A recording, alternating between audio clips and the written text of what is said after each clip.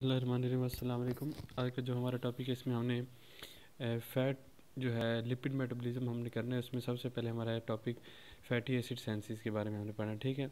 तो fatty acid senses को जो है इसके हम तीन पार्ट में इसको पढ़ते हैं। सबसे पहले हमारे पास जो फैटी एसिड के सबस्ट्रेट होते हैं जो उसके लिए यूज़ होते हैं जिससे एटीपी फैटी एसिड बनते हैं वो हमारे पास है एसिटाइल कोए।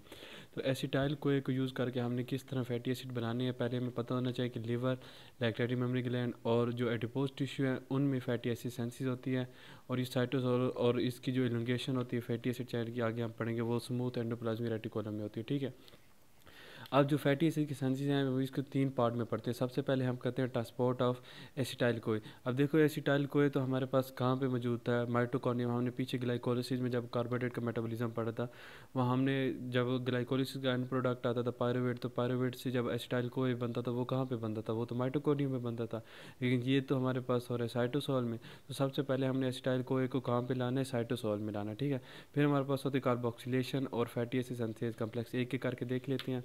सबसे पहले ट्रांसपोर्ट, ये देखो एसिटाइल को है, इसको हमने यहाँ पे लाना है एसिटाइल कोए को, ठीक है। तो यहाँ हम हेल्प किसकी लेते हैं, स्ट्रेट की, क्योंकि स्ट्रेट जो होता है इनर माइटोकॉन्ड्रियल मेम्ब्रेन को क्या कर सकता है, ये माइटोकॉन्ड्रियल मेम्ब्रेन सॉरी को उसको जो है ना वो क्रॉस कर सकता है दोनों को और ये बाहर साइटोप्लाज्म में आ जाएगा, ठीक है।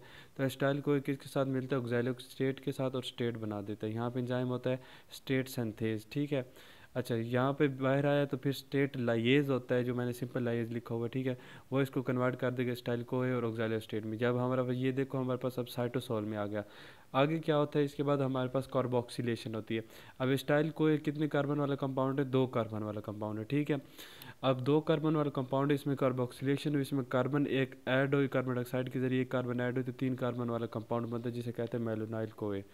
स्टाइल कोए से मेलोनाइल कोए बन गया। स्टाइल कितना था, दो कार्बन वाला, और मेलोनाइल कितना है, तीन कार्बन वाला कंपाउंड हमारे पास बन गया। यहाँ पे एंजाइम कौन सा होता है, एस्टाइल को ए मैंने एस्टाइल के लिए एस्टाइल को ए कार्बोक्सिलेज एंजाइम होता है।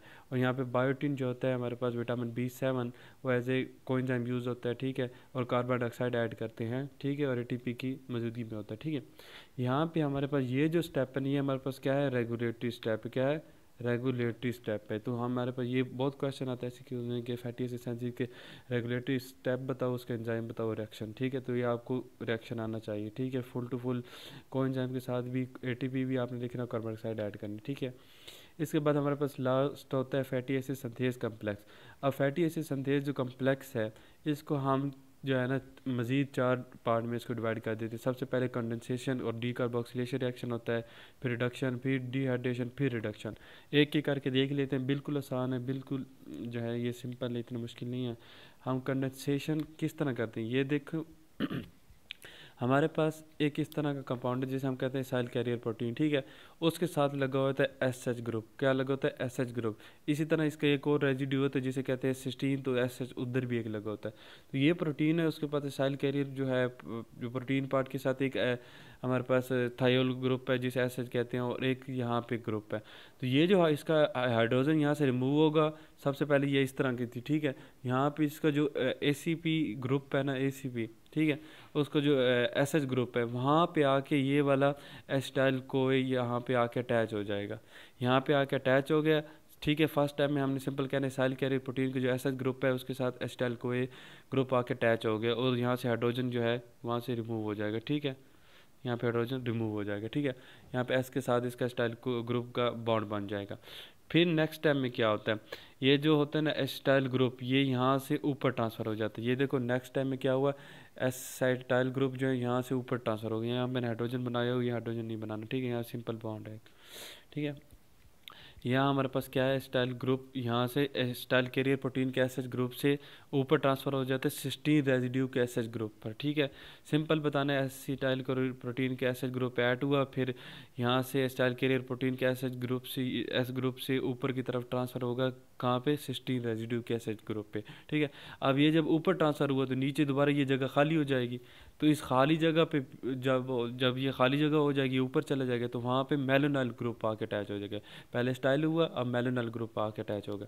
अब हमें पता है कि acetyl group of acetyl CoA ये दो कार्बन वाला है, ठीक है। और मेलोनाइल ग्रुप ऑफ मेलोनाइल कोए इज थ्री कार्बन कंपाउंड।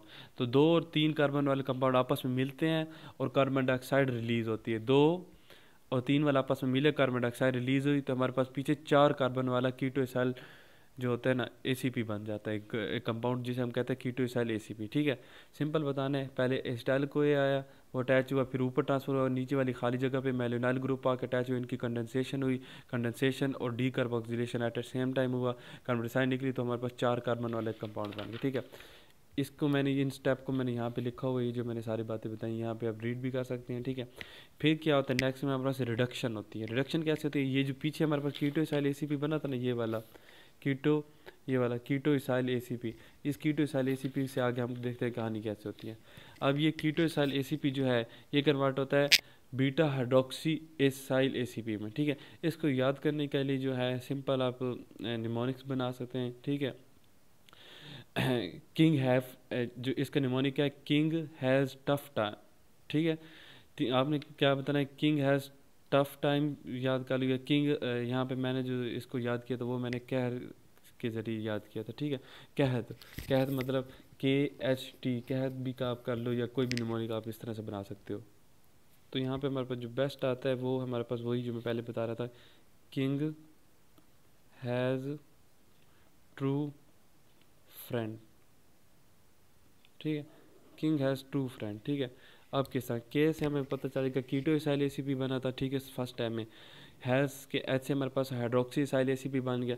अच्छा, यहाँ पे एक चीज़ आपने याद रखनी है, को ACP सबके साथ लिखें, वो जो प्रोटीन है ना वो सबके साथ लिखनी है। तो सबसे पहले हमारा कीटो इसाइल बना, फिर हमारे पास हाइड्रोक्सी इसाइल बना, और T से हमारे पास ट्रांस इनोल ACP बना, और ट्रांस इनोल के बाद हमारे पास फैटी इसाइल ACP।